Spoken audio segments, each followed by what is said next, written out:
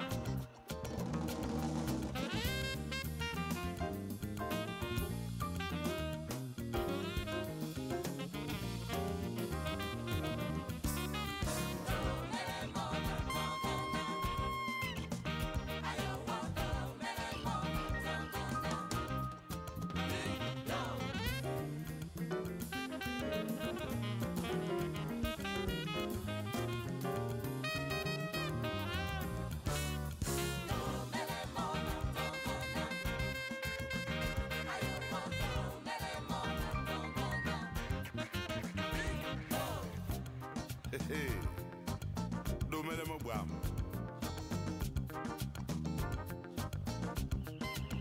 Simba na do me le mo matunguna. Do me le mo matunguna. Do me le mo matunguna. Do me le mo matunguna. Do me le mo ulala. Do me le mo ulala. Do me le mo big blow. Do me le mo big blow.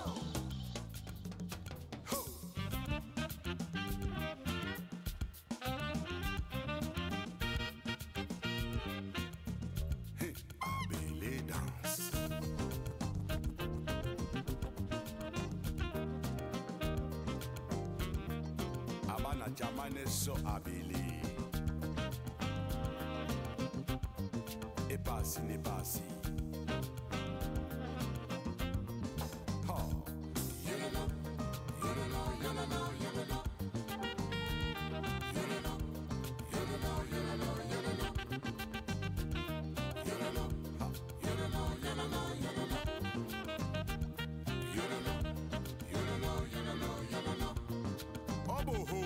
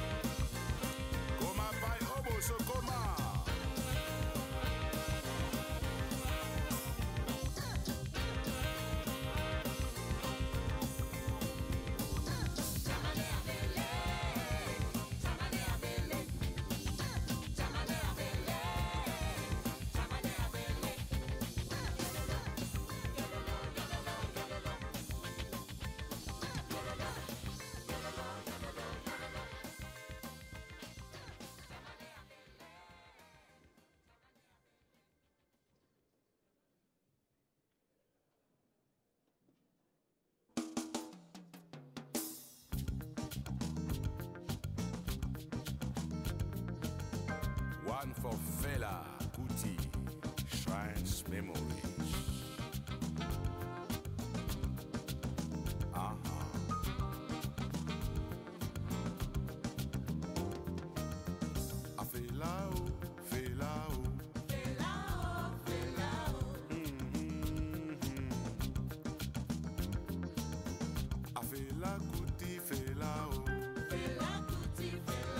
Kalakuta souvenir. Ha.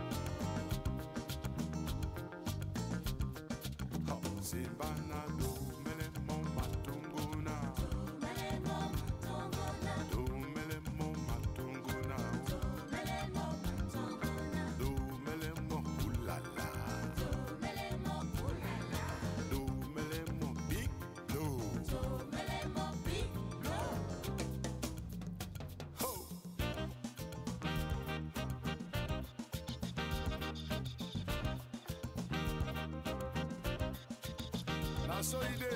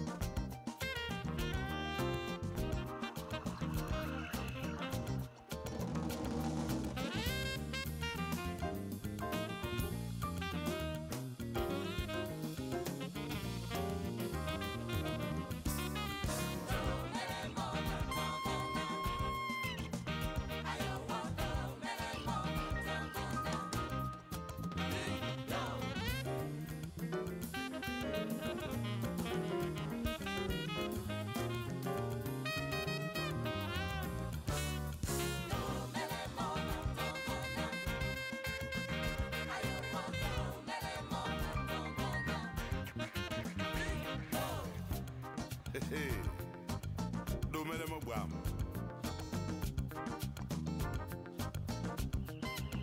Simba na do me lemo matunguna. Do me lemo matunguna. Do me lemo matunguna. Do me lemo matunguna. Do me lemo ulala. Do me lemo ulala. Do me lemo big blow. Do me lemo big blow. Ho.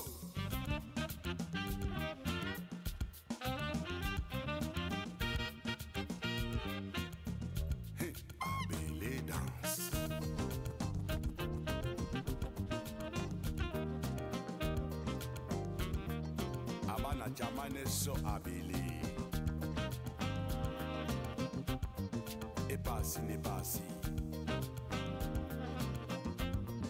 Ha. You don't know,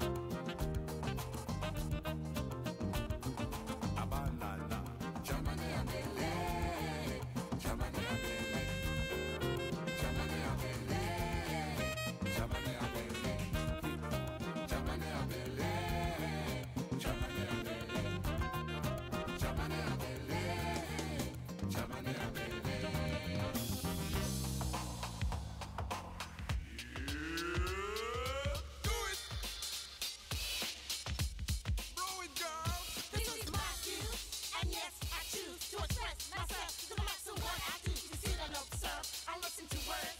So much confusion I've seen and heard. Many a night times I sat and wrote rhymes and solved by brothers who left them on blind. The boy used to say, we'll come together and hold up the hand and say, what's up, my brother man? And the fact that love men conceive in their mind and believe that we'll never, ever, ever need help from a brother man, sister, or other man. But someone lead you in what you believe. But true reality for me is unity, coming together and trusting one's integrity. Powers that be, show me enough to understand. Let me to care, but they're still in hypocrisy. They go to care, but there's still enough poverty around the world daily. And in boxing, I sum up the verse, won't say no more, but listen to the lion of African war.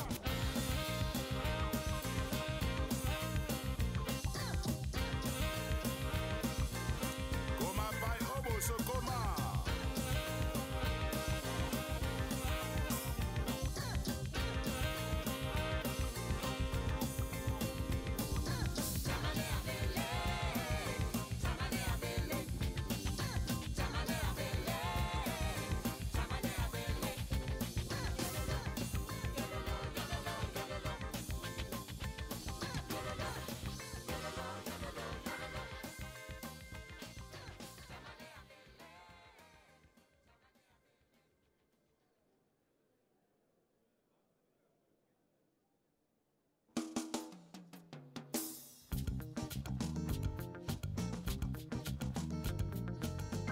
One for Fela Kuti, Shrines Memories.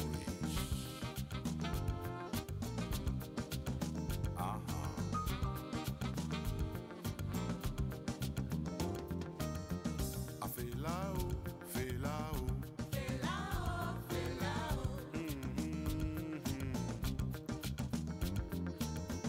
I feel a Kuti, feel out. Kalakuta souvenir. Ha.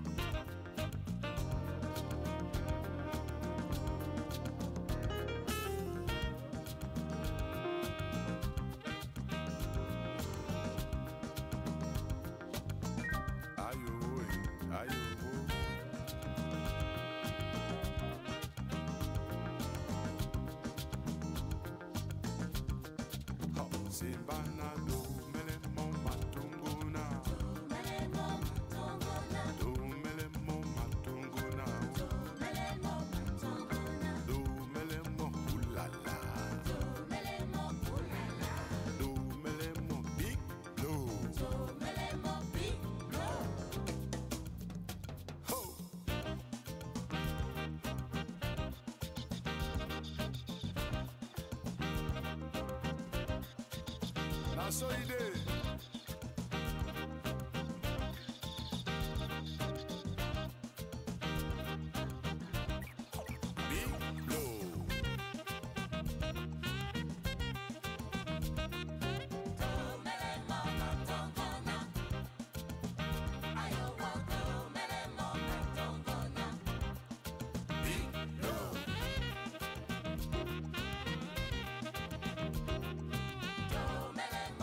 Don't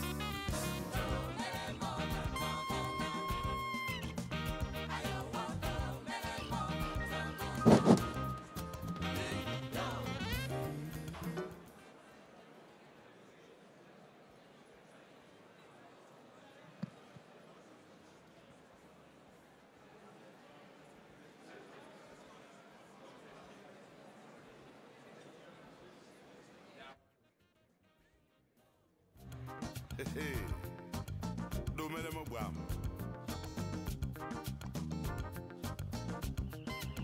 Simba na domele mo matunguna. Domele mo matunguna. Domele mo matunguna. Domele mo matunguna. Domele mo ulala. Domele mo ulala. Domele mo big blow. Domele mo big blow. Ho.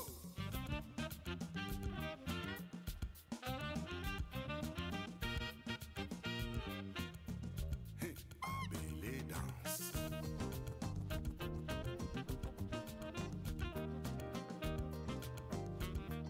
Abana jamane so abele. E passi ne passi. Ha.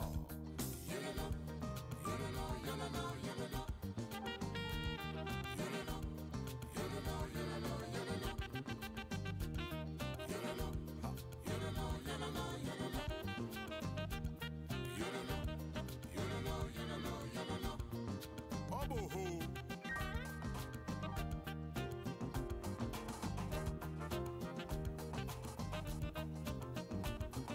Abanana. Jamane abele. Jamane abele. Jamane abele. Jamane abele. Jamane abele. Jamane abele. Jamane abele. Jamane abele.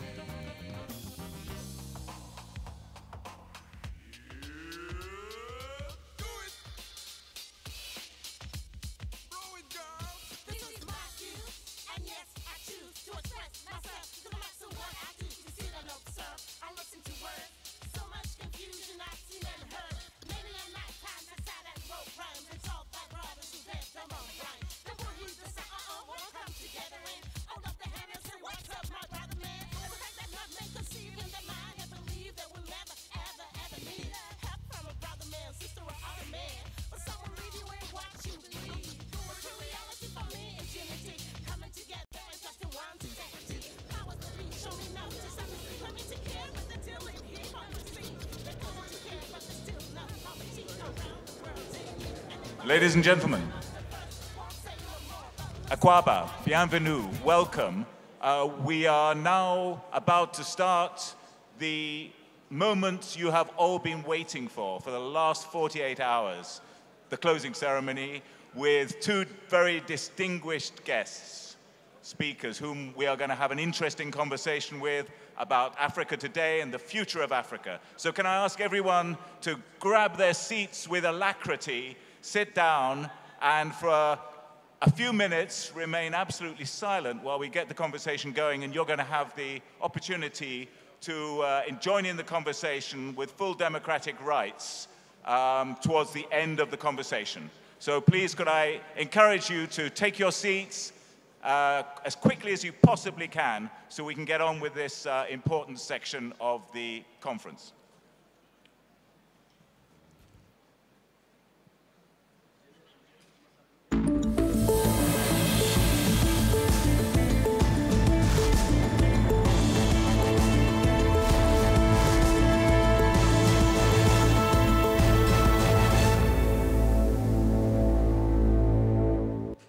Thank you very much. First of all, I would like His Excellency President Emerson Dambudzo Mnangagwa to join me on the stage as the first participant in this conversation.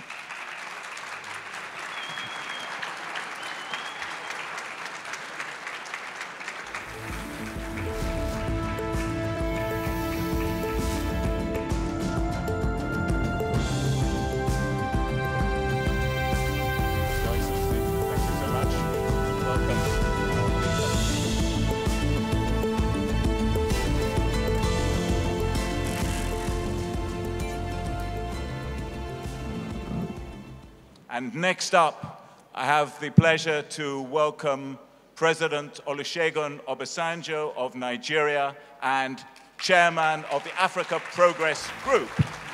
Thank you for coming.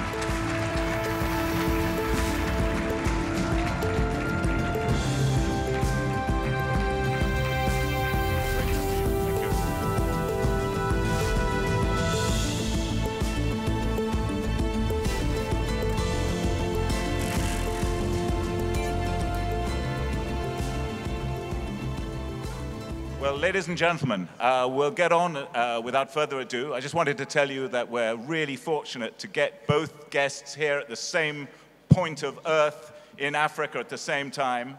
President Mnangagwa has got urgent things to do in Zimbabwe. He's opening a great new project in Zimbabwe tomorrow. President Obasanjo has just jetted in, literally, half an hour ago from Abuja. So we're really lucky to have these two leaders together to talk about the present and, as I said, the future. Zimbabwe and Nigeria are tied in history that you may not all be aware of. Back in the 1970s, there was a government in Nigeria led by the gentleman on my far left in terms of geography. I don't know about politics. They were appalled that a British company was supplying oil to the rebel government of Ian Smith. They felt this was rather hypocritical because Smith had been declared an outlaw by the British government and in fact by the UN, but this British company was supplying oil secretly to Ian Smith. So the Nigerian government took quite a strong step and nationalized that company.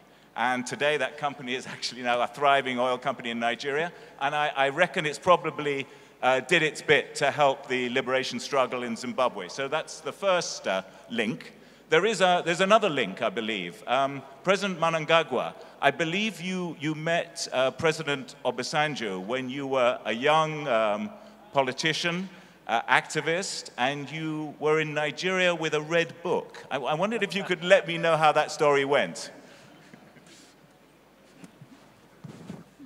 Well, thank you. I do not want to embarrass my senior. Well, former President Obasanjo sent his minister, Brigadier Gaba, to Mozambique. Right. And we were summoned from operations. This was during our armed struggle.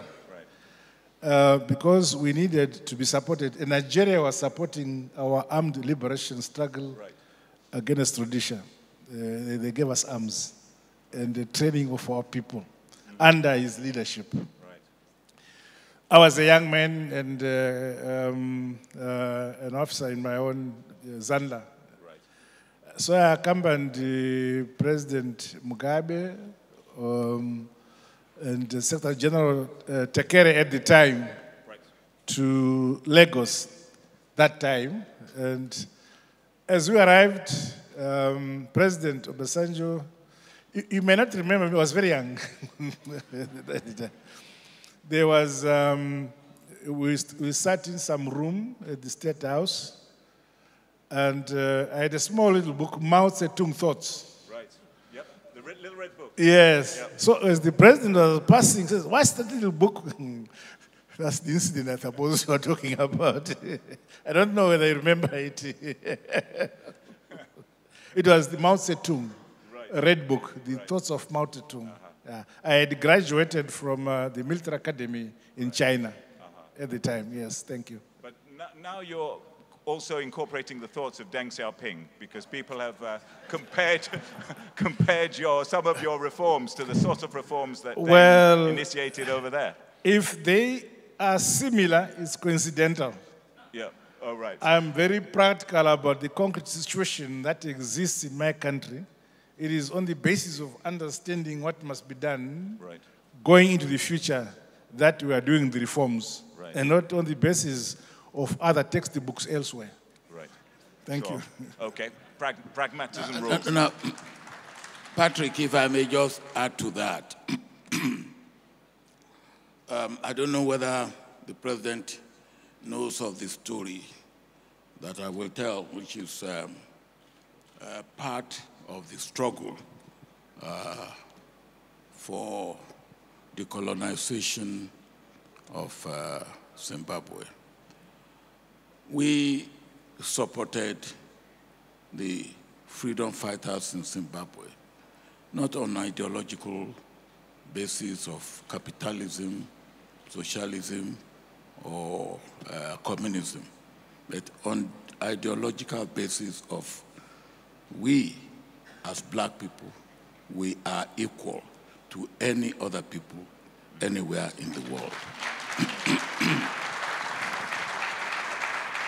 So for me, as a leader then, I said it doesn't matter what I am as a black man, for as long as a black man anywhere on the surface of the earth is regarded as a second-class citizen because of his color, I am diminished.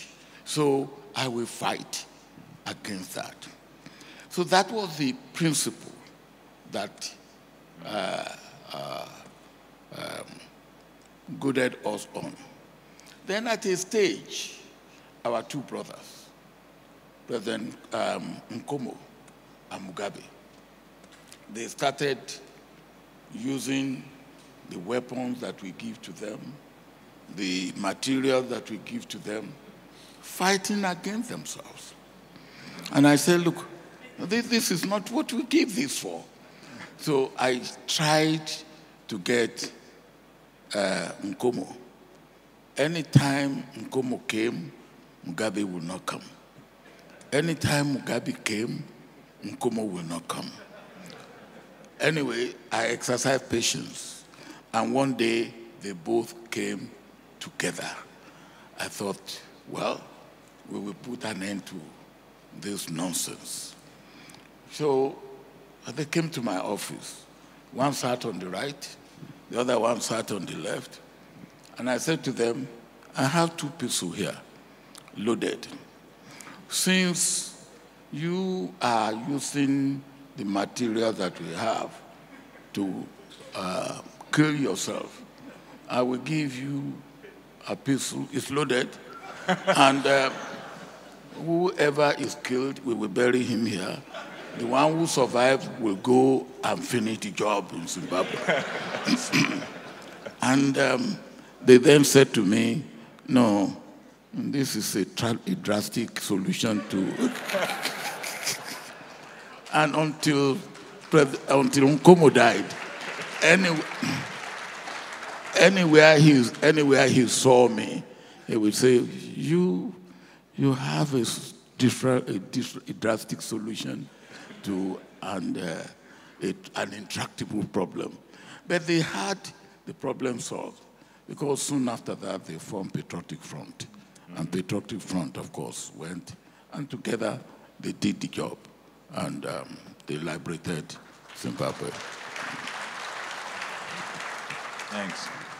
Well, I mean, one of the topics we're meant to be discussing is exactly that sort of initiative, leadership and its role in economic management and development and things like that.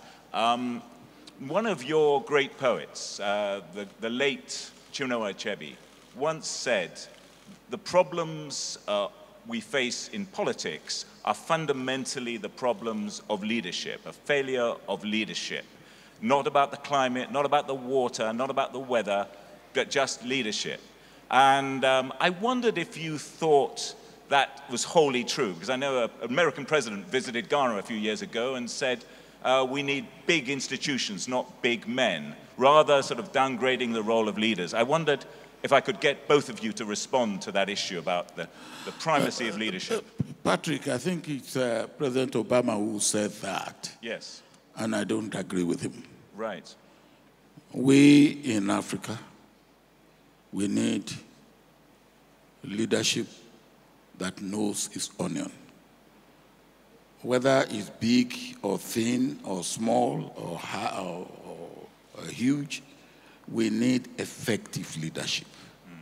And we also need institutions that are strong, that are well managed, and that can endure and serve our countries. And this, we have seen the difference, where you have a leadership that knows what it's doing, effective, performing, and adequate leadership. Then the institutions that you have to support them are also made to do what they should do. You see, the point is this: if you have a strong institution and you have a weak leader, the institution that you have will be made weak by the weak leadership. No doubt about that, and don't let us deceive ourselves. Now, so for us in Africa, we need to take care of institutions, make them independent, strong, and it doesn't matter which leader comes, it will serve the purpose for the nation. And then, of course, the leadership must also be effective, performing. It must have knowledge and understanding, not only of its own country, not only of its own region, not only of its own continent, but of the world in which we live. And we shouldn't deceive ourselves. The world we live may look friendly. It may not be as friendly as it looks. Certainly. Now, it may also look hostile, but it may not be as hostile as it looks. Now, you must know how to get the best out of the world as a leader, and then you get it. If you don't know it, you lose it. Thank you. President Mnangagwa, I wondered how you thought about the balance, what you thought of the balance between leadership and institutions, this sort of situation you're now facing in the region. Well, thank you very much. I'm very clear about that issue. For instance, in terms of geography, Nigeria is very much far away from our situation in Southern Africa.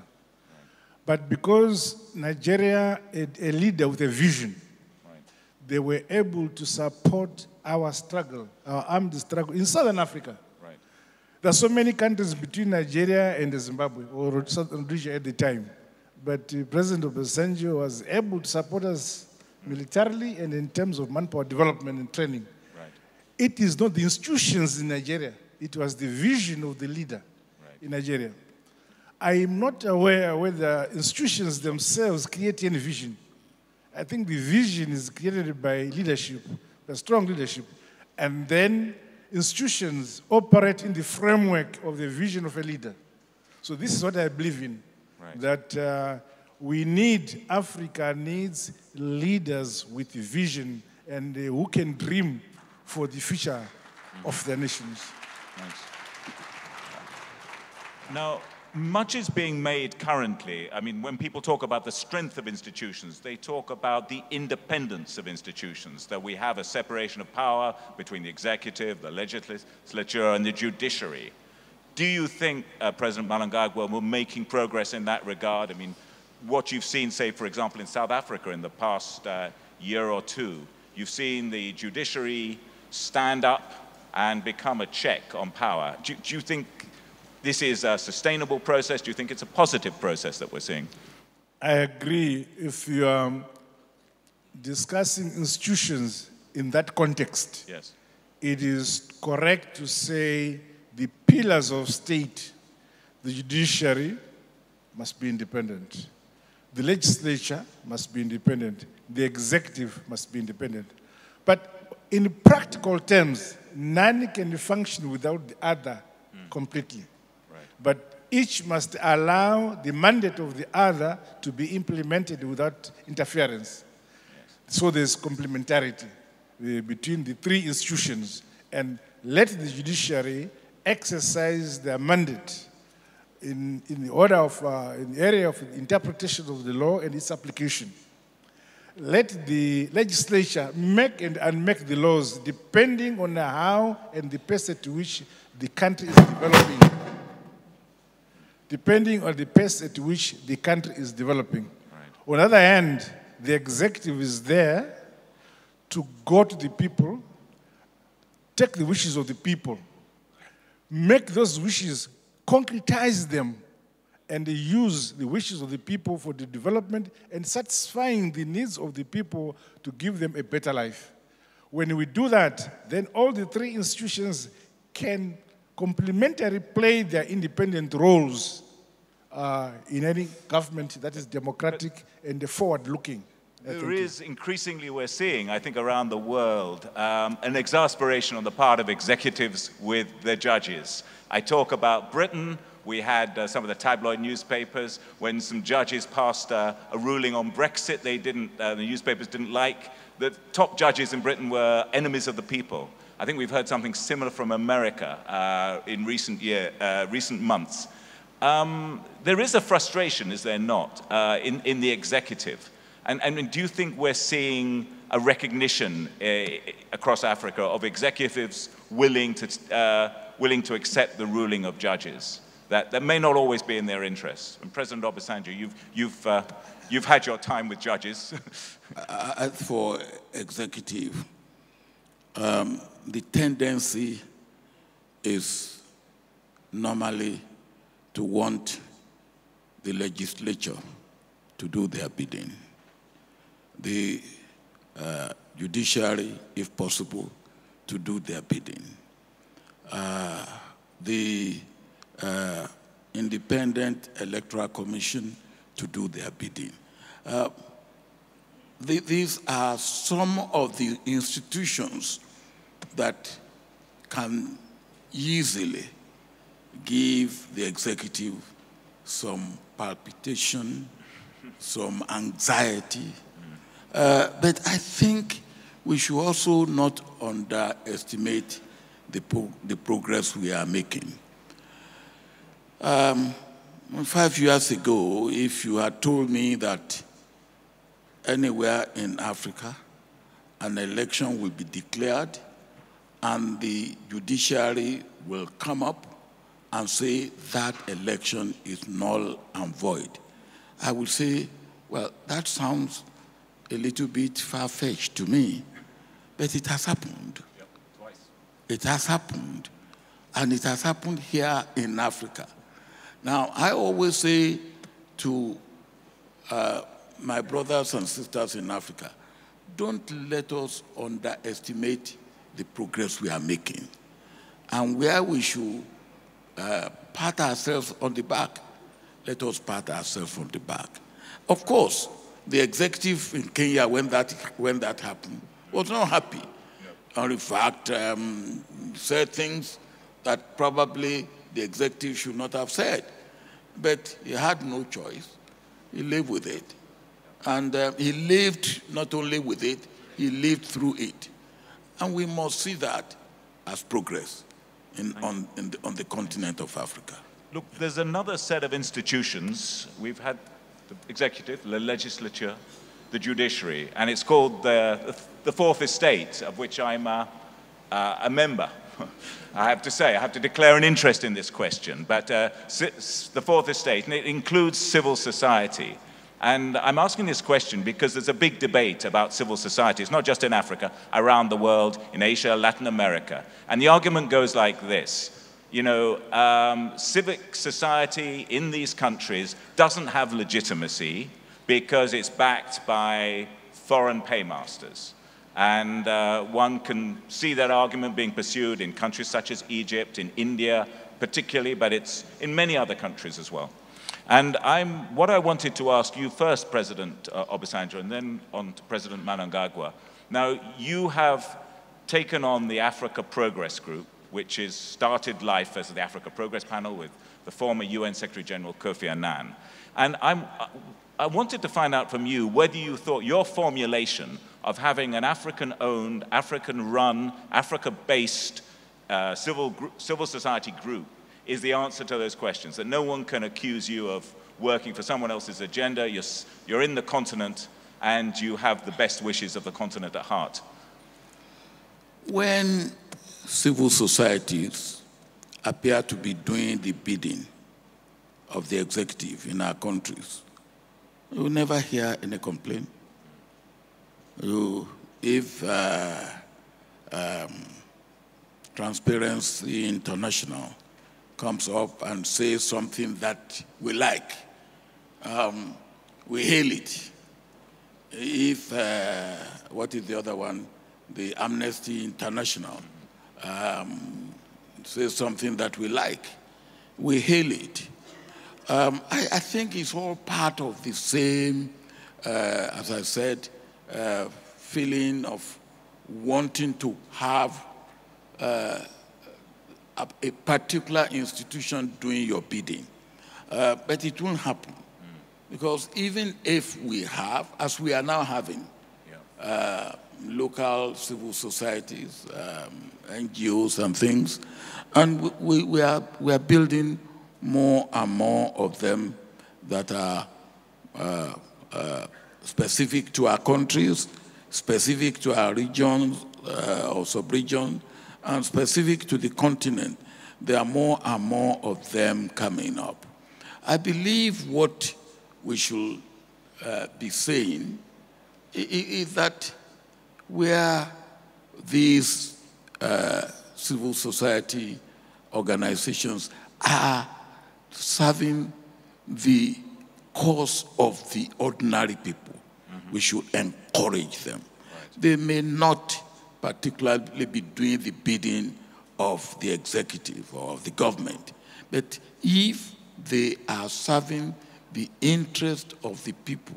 In my own country today, IDPs, internally displaced persons, there are local and domestic civil society groups and organizations serving them and looking after them, and looking after their interests, and that sort of thing. Now, no matter where the money that they use comes from, whether it's from abroad or from within the country or from Africa, now they should be encouraged to do what they are doing for the ordinary people. Now, I will hope that no civil society, whether it's indigenous to a country or to Africa or comes from outside Africa, will interfere with the politics of the country. And I think that is one area that civil society organizations must watch very, very carefully. Right. No interference in the politics of the country where you are operating. But face what you are, what is your your objective. Yeah. Your objective is humanitarian, make it humanitarian, and leave it at that. Thank you, President. President Mnangagwa, I mean, where do you draw the line? You've welcomed, I think, international observers to monitor the forthcoming elections in Zimbabwe. I think the European Union are due to come, perhaps a UN team, certainly a SADC team, and so on. Where do you feel that would you draw the line between what civil society groups have the right to do and where you would say, well, hey, that's what the politicians are meant to be doing. If you want to do that, make yourselves into a political party. Do you think there is a clear line? Indeed, in this area, we have civil society groups, whether domestic or foreign, who come into a country. Say a civil society has come to a community and they want to give clean water, boil water, to a community. I have no problem, because they are helping that community to access clean water. Or they want to capacitate institutions in the country in terms of training or in terms of giving equipment. I have no problem. But you also have certain civil society organizations who interfere in the direction, aspirations of a particular country by introducing what they think should be better for that country. You do not come from outside and say, you community here, what is good for you is the following. No. Each community, in my view, know what they want. They know their challenges. They know where they want to go. Assist them to achieve their aspirations, rather than divert them from what they want and say, no, this is not good for you. What is good for you is what is happening in a country which is 10,000 kilometers away from where you are. I don't think that is proper. you have civil society who come with an agenda, especially in the area of elections. They assemble a team of what they call experts coming from various countries, and then they come and say, we want to teach your people about how to vote. They want to teach your people on voter education. They come with gifts like beans, and when you open the bag of beans, you find there's a paper inside which tells you whom to vote for. Such type of civil society is not necessary. We don't need, but let them come to assist to develop, to empower communities. We accept them. As His Excellency has said, if they interfere in the politics of a country, that is not acceptable. And of course, the issue also comes in as to who is funding them, right? The funder has an agenda. We have a funder who feels that in that area, there is poverty, or there's malaria. There's this thing which is there, which would want to assist. There are no good roads. Let us make bridges and so on. Let us build clinics or schools and so on. Excellent. You are helping that country or that community to develop, to have access to modern facilities. That is excellent. But to say a particular party in Nigeria has stayed in power too long, in terms of their understanding of democracy, wherever they come from, it is necessary to have 10, 15 parties forming a government. Let them form those governments in that manner where they come from. If in a country there are few political parties and the one who gets majority is allowed to form government, let it be, in our view. It shouldn't anger them and get angry because a particular party is stronger than the others. No.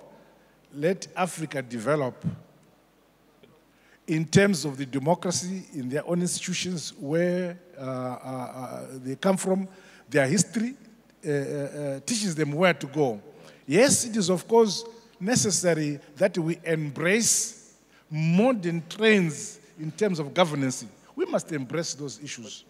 Oh, no, I get that. But what about those groups, issue-based groups based in Africa, run by Africans, financed by Africans, that take sort of an issue, whether it's, I don't know, human rights, they do a report on a prison or something like that, they do a report on corruption, and they're making a report that's critical of the government. But a lot of these people say, I'm not going to vote for any party, I'm not aligned to a party, but I just think whoever's in charge must take corruption a lot more seriously. We must. What about those groups? Do you think you should encourage them? We are totally in agreement. Right. That approach does not require racial approach, whether they're from Africa, from elsewhere. No, that's not necessary. They're based in the country. Yeah. Sorry? They're based in the country. They're not coming from outside. They're local groups. That's what I'm saying. Yeah. Whether they are in the country, they are based in the country or coming from outside. But as long as they make that approach, they are acceptable. Right. It is necessary. We must fight corruption. It doesn't matter which group is coming from where. They would want to assist institutions in the country to fight corruption. Right. In any jurisdiction. From me, it's totally acceptable because that cancer of corruption must be fought at all fronts, whether by domestic institutions or foreign institutions can assist it. I'm very happy. Right. Thank you. Thanks, President. President Obasanjo, just on that point, you established the Economic Crime and Financial Crimes Commission in Nigeria. It got a reputation as one of the most fearless agencies, taking down politicians left, right, and center. That was, what, 17, 18 years ago. I wondered if I could get a sense from you of where that institution has gone and what lessons we could learn from it today. Well, that brings me back to where we started. Strong leader versus strong institutions. When I established what we call ICPC, that is the anti-corruption body. The bill that I sent to the National Assembly, it was the first bill when I became president that I sent to the National Assembly. And the National Assembly, particularly the Senate, they look at the bill and say, wow, if they pass this bill as I have sent it, all of them will soon be in jail. So, so they kept the bill for almost 18 months. Eventually, they passed it, watered down, and I had to make the choice. Should I send it back to them and let them keep it for another 18 months, in which case I will have almost completed my first term in office, or make it work as they have passed it? I decided to make it work as they have passed it. Then a question of who to run it. And I asked people, who should I appoint to run this? And we had a retired judge, and that is what is stipulated in the law. And out of 10 people, 7 pointed to this retired judge. Nice. Man of integrity, man that can do the job, fearless, bold, courageous, and all that. So I called him, and he said, well, look, after I retired, I thought I want to do the work of God. I said, what is the work of God you want to do? He said he wanted to set up a school and teach people about religion. I said, you can still do that, but do this one for me first. Then he said, well, this job, if I will do it, I will have to go to Mecca to go and pray to God. So I've gone to Mecca, that I have come back, that I will be able to take on the job, which he did.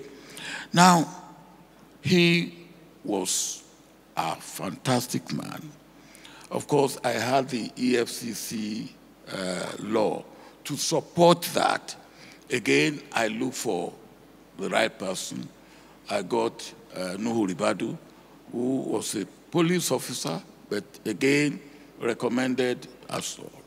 But again, he did a good job.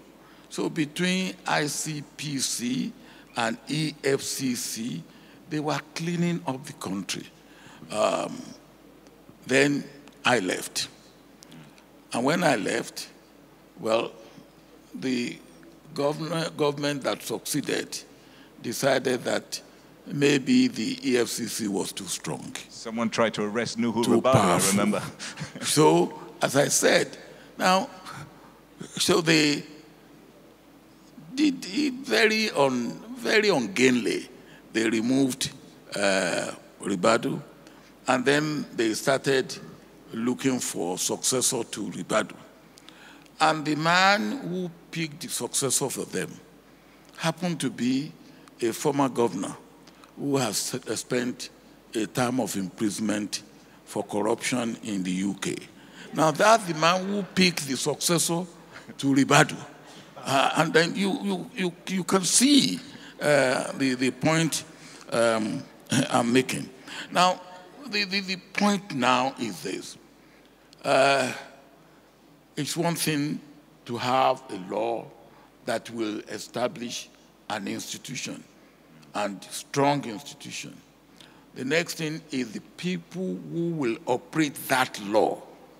And the third is the leadership that will be strong and courageous enough to back up the law and the people who are operating the law.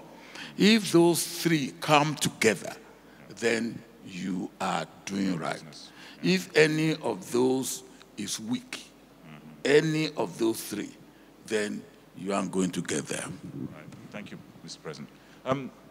Now, we're lucky. This is an economic forum. It's chief executives forum. So we're lucky to have two very enthusiastic farmers with us today. You both are substantive farmers, I believe. So I first wanted to ask you, President Mnangagwa, about your take on where the agricultural project is in Zimbabwe. Your verdict on the land reform so far, where the potential of agriculture is. And one of the things we discussed a bit yesterday was this balance between smallholder farmers and what they do to build communities, and then the big commercial farms who always say, well, they produce more and they make the money. And I wondered how you saw that balance, particularly that balance between the smallholder farmers who have benefited from land reform and the old-style commercial farms, and how you get that balance right for the good of the country. Well, at the end of the day, we need a structure in the area of farming. With relation to Zimbabwe, would want to restore the fact that Zimbabwe is a food basket for the region. Right. During our land reform program, we lost that status because as we were acquiring land from the settlers, our production collapsed totally. But now that the land has been given to the people, or we have united the land with the people and the people with their land. Right. They have not been united. So the issue is now production. Right. To do so, we are now modernizing our agriculture, mechanizing our agriculture, empowering our community farmers who have small holds. They must be empowered to be productive. Then those who are in the small commercial farmers and the big commercial farmers, whom we call A2 farmers, we have farms from about 50 hectares and above. But again, in Zimbabwe, we have regions. So there's now limitation as to the size of farm you may have in any area. Farmers, the settlers in the past used to have, say, 20,000 hectares, but only making use of 20% of that land area. And the rest was for admiring, taking pictures and sending pictures to friends elsewhere to say, I have 20,000 hectares, but he's only using 20% of that land. Now, that belongs to the past. We have now distributed this land to over 367,000 families in our country. Now, the duty of government and policy is to empower those persons to be productive and empower them in terms of giving them the means to be productive and the knowledge, skills, and so on, support to be productive. Whether small, medium, or large, we support them. Fortunately, in Zimbabwe, the private sector has come on board to support the modernization and the mechanization of agriculture. And I have no doubt that we are putting behind us the issue of having food deficiency in Zimbabwe. Thank you, President. Thank you. President Obasanjo, you are a substantive poultry farmer, I think it's fair to say. There's a question connected with that, because I mean, under your government, Aliko Dangote thrived in the cement industry, and a lot of people ask, well, where is the next Aliko Dangote? Can I ask you, where is the next Obasanjo Farms? Who has stepped in your footsteps or is coming up behind you? Patrick, the answer to that, in short, is that Aliko Dangote may even be a bigger farmer than Obasanjo, but Obasanjo will not be a big cement producer like Dangote. Oh, yeah. Well, there's some investors in the audience. They might be able to change your mind on that. But what's your perception on the... It has been said that Nigeria in the last 3-4 years, part as a reaction to the fall in oil prices and the economic recession, there's been a renaissance of agriculture, particularly the growth of rice and sugar. Are you optimistic now that Nigeria, as is Zimbabwe, is now sort of turning the corner on this prioritization for agriculture? I am very optimistic because they've taken what we did in cement production, and they are applying the same method, the same strategy for rice and sugar production. Right. And if I may just, for 2 minutes, say what we did in cement production. One night I just couldn't sleep well. Yeah. I decided, well, and my concern was cement. Right. We started producing cement in Nigeria since 1956. And Turkey, Egypt, they started maybe about the same time or maybe a short time ahead of us. Right. And they were net exporters. Yeah. We were still importing. So I called Aliko Dangote, who was a heavy importer of cement. I said, Aliko, come and see me at 7 a.m. I phoned him at 5 a.m. And he said to me, now it's bad enough waking me up at 5 a.m., but asking me to see you at 7 a.m. when you are in Abuja and I'm in Lagos, I think that is not right. So I said, when can you come and see me? He said, by 9. He came to see me by 9. And I asked him straightforward question. I said, Aliko, why are you importing cement and not producing cement? And he looked at me straight in the face, said, you want a true answer? I said, yes. He said, because it is more profitable for me to import cement than to produce cement, which is an honest answer. Yeah. So I then said to him again, now what can I do to make you produce cement rather than importing cement? Right. He said, again, you want an honest answer? I said, yes. He said, make it as profitable for me to produce cement as it is to import cement. And you did. and look, the rest is history. Of the story is that we did. And on one occasion he was in the room and I was talking about this. And I said, Aliko was a bit greedy. Instead, by that time, the amount of cement being produced in Nigeria was only 2.5 million tons. But when Aliko was going into producing cement, he started with 5 million tons at a go. Of course, he doubled that, then he doubled that, and he tripled it. So now he's producing 30 million tons of cement in Nigeria and 30 million tons outside Nigeria, elsewhere in Africa. Right. Now, what they want to do is do that for rice production and do it for cement, for sugar production. And I believe if they manage it well, it can succeed. That's great news. Ladies and gentlemen, now this is your chance to put questions to these leaders of Africa. And we have some time for questions. So without further ado, I know both President Mnangagwa and President Obasanjo want to talk about the youth, gender parity, and their vision. So try and sort of take that into account when you ask your questions. So could we have some questions from the audience? This is your opportunity to pick the brains of the Brains Trust on my left.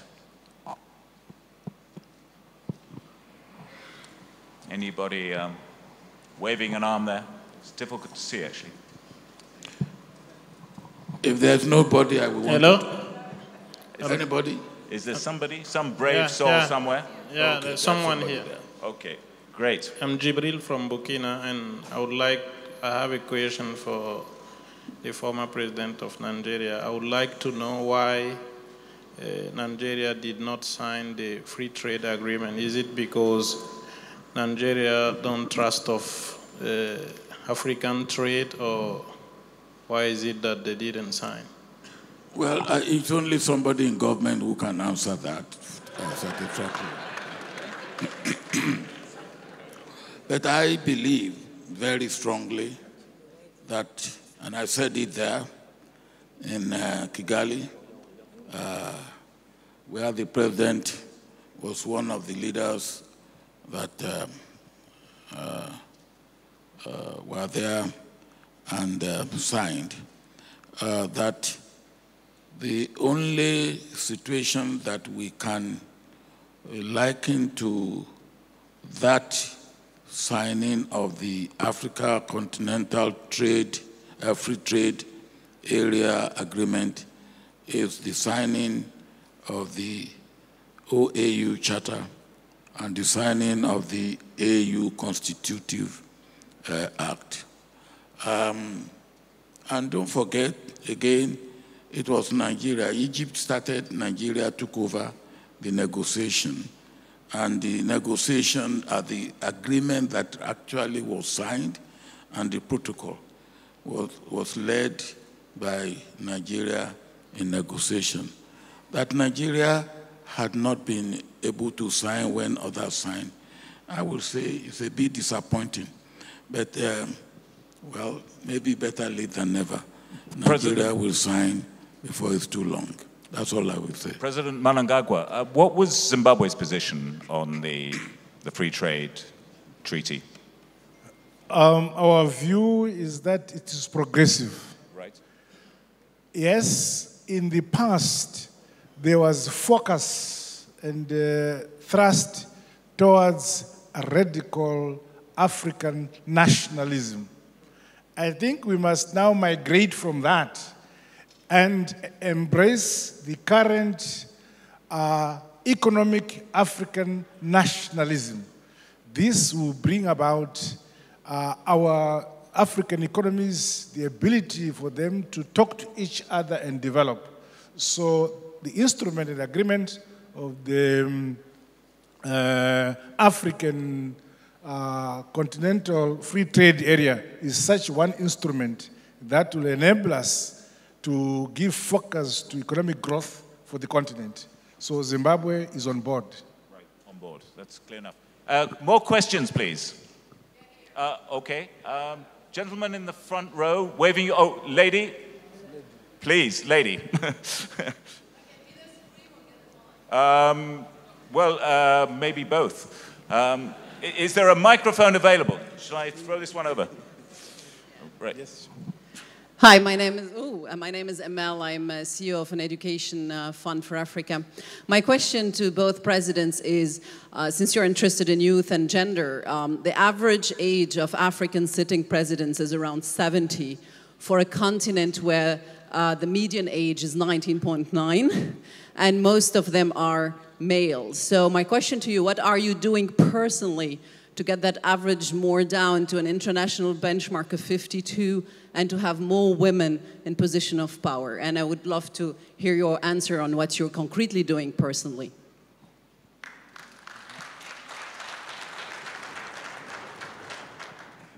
President Mnangagwa? Well, it's a tricky question. It certainly is. First, I'm above 70 myself, and I'm already out of the bracket you are thinking about. But I understand and appreciate where you're coming from, and the need possibly to have young leadership in governments all over Africa. But the circumstances of history will contribute to the circumstances of where in each single country the leadership is what it is. I don't know whether you are of the view that we should make legislation that once you are above 60, you then have no brains to rule a country, which I don't agree because I think I'm doing well. But the issue of having women in decision-making positions, I embrace that one holistically. I do. And for our women to reach those levels, I don't think we should just allow them to come up at their own pace. We must create an environment, legislative or other measures, to make sure that we have a system where there's a balance in terms of gender. And then that way, we can make sure both in the legislative, judiciary, and in governance, they are at the top. This is my view. And in Zimbabwe, for instance, we have 210 legislative house. The first 210 is open to everybody to contest. Men and women can contest. We have an extra 60 seats, which are reserved for women alone. So we make sure 60 women come to parliament, they contest among themselves, but they're also, it's discriminatory. They also contest with men in the 210. But at the end of the day, you still find that they are not a majority. So we still have to find other ways of making sure they also are. For instance, recently I was with the President Obasanjo in Kigali. There is what they call Rwanda Development Board, a fantastic, forward-looking, modern young people. We have transformed Rwanda into a modern state. But look at the ages. Very young ladies, very young men who are driving that thing. And they're miles ahead of us, me at least, in that area. And I would want to see that happening in my country. I thank you.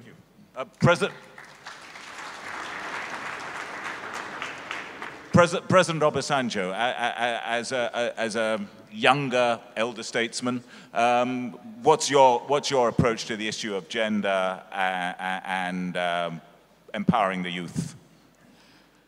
Gender and youth. I will say that in our own part of the world, we haven't done well enough. In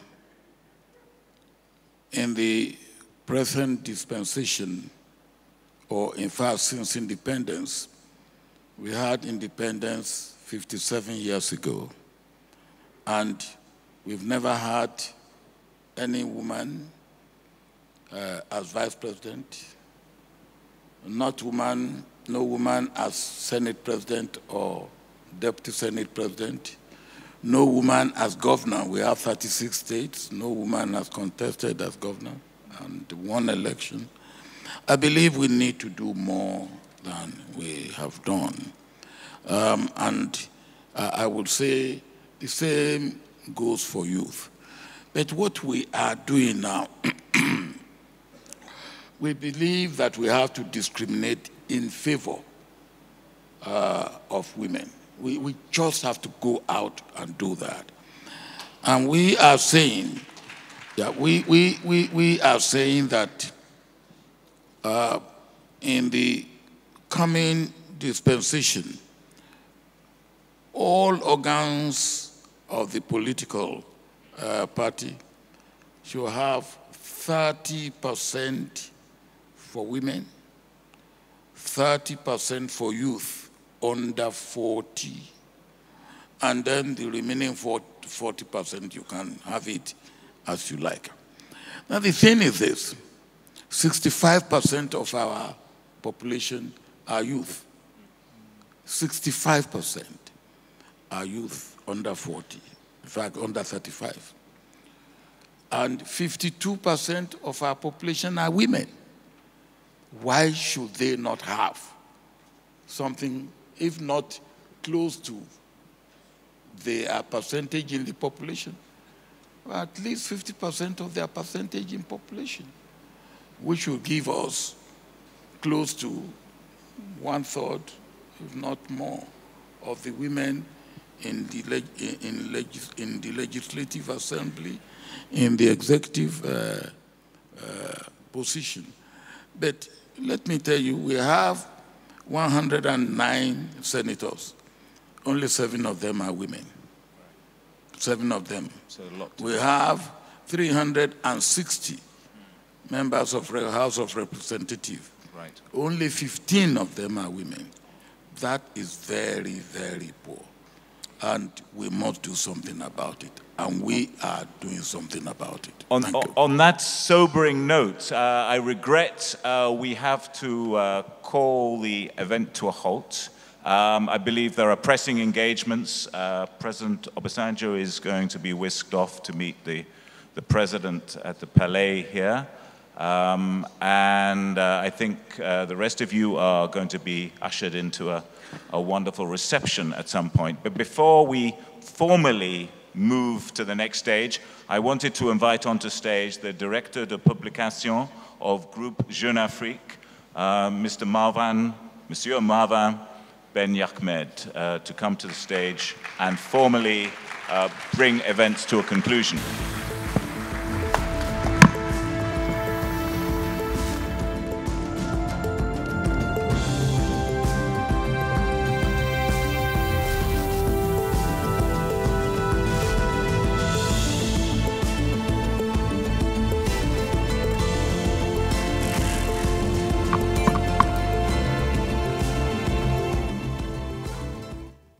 à toutes et à tous. C'est à moi, le béotien en économie et en finance, que revient l'insigne honneur de conclure cette sixième édition de l'Africa CEO Forum 2018. Pour être tout à fait honnête avec vous, je n'étais guère enthousiaste à cette idée. Ma spécialité, donc mon expertise professionnelle, me poussant plus vers l'actualité politique du continent. Pendant 20 ans, j'ai écumé les sommets internationaux, les conférences, les sommets de l'Union africaine, ceux des chefs d'État d'Afrique de l'Ouest ou d'Afrique centrale.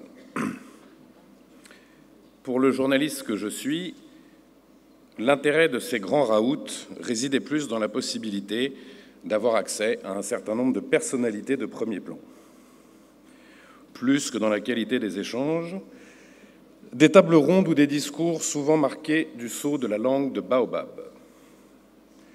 Année après année, je n'ai pu que constater que l'Africa CEO Forum incarne tout l'inverse. D'abord, il y a l'extraordinaire melting pot des speakers et des participants. 63 pays différents sont représentés, dont 43 africains. De plus en plus d'internationaux y participent, venus des 4 coins d'Europe, d'Asie, d'Amérique ou du Moyen-Orient. C'est notre signe encourageant pour nous autres Africains, le signe que notre continent intéresse, pour de bonnes raisons, un nombre croissant d'investisseurs et d'opérateurs économiques.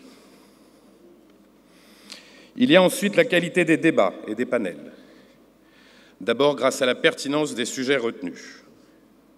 Révolution digitale, leadership féminin et celui des jeunes, économie de la santé, problématique des infrastructures, développement des start-up. Et aussi la gouvernance, comme nous venons d'en parler.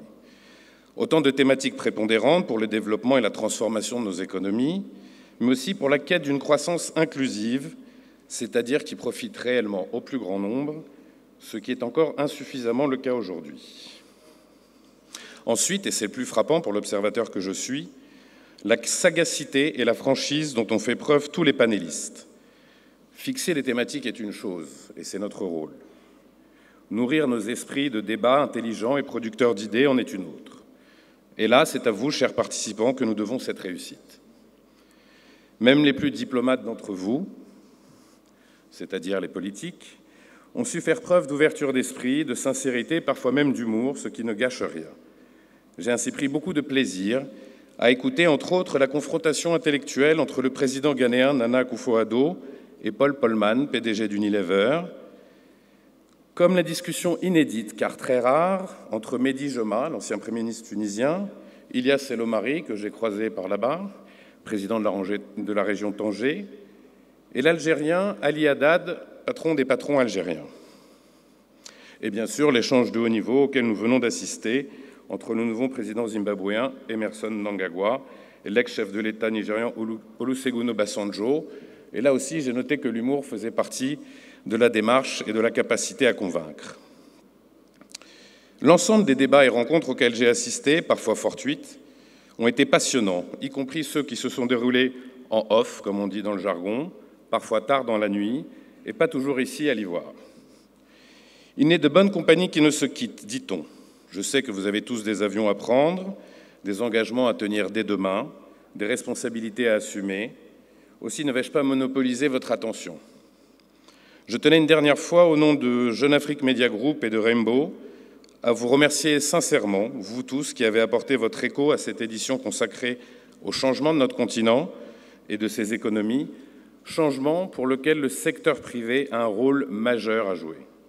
Merci à nos partenaires et amis de l'IFC, à nos sponsors qui ont fait le choix d'être à nos côtés dans cette aventure, à l'État et au gouvernement ivoirien qui nous ont accueillis avec le sens de l'hospitalité bien connu de ce pays, mais aussi avec professionnalisme. Merci enfin, et peut-être surtout à toutes les équipes de Jeune Afrique Media Group et de Rainbow qui ont sué sang et eau pendant plusieurs semaines pour faire de cet événement une réussite. Je crois que ces 2 jours en valaient la peine. Nous rencontrons tous les mêmes difficultés, mais nous en parlons finalement assez peu entre nous. Nous les affrontons chacun de notre côté. L'Africa CEO Forum fait donc partie des initiatives qui nous permettent de nous projeter ensemble vers un avenir commun plus serein et qui permettent surtout de mieux libérer le potentiel inouï de notre continent à notre manière. L'accord de libre-échange, qui vient d'être entériné à Kigali il y a tout juste une semaine, constitue, il faut le souligner, un premier pas intéressant sur ce chemin. Rendez-vous l'année prochaine, mais inutile de me demander où et de me harceler toute la soirée, c'est un secret qui sera bien gardé. Merci à tous et encore, merci à tous d'avoir été là et d'avoir su apporter ce que vous avez apporté pendant ces 2 jours. C'était extrêmement intéressant, surtout pour moi.